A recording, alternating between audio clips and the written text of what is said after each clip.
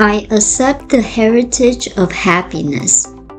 Thou wilt show me the path of life. In thy presence is fullness of joy.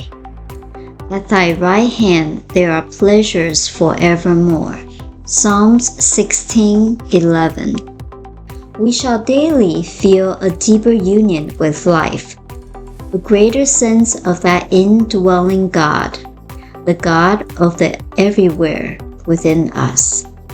When we speak into this mind, we have sowed the seed of thought in the absolute and may rest in peace. Nothing in our thought about God should produce sadness or depression. Rather, it should be quite the reverse.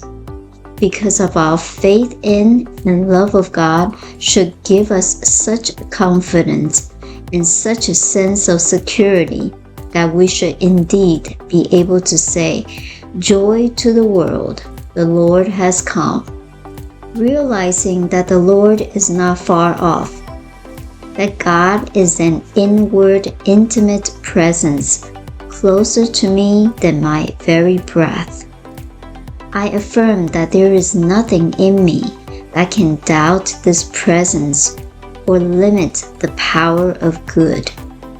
There is nothing in me that can separate me from the love of God, and I accept the joy of living in the very midst of it. The divine presence leads me on the pathway of peace. It directs my thought, my words, and my actions into the constructive channel of self-expression.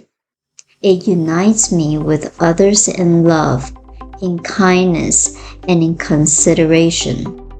Today, I accept this action gratefully and realize that it brings into my experience everything necessary to my happiness.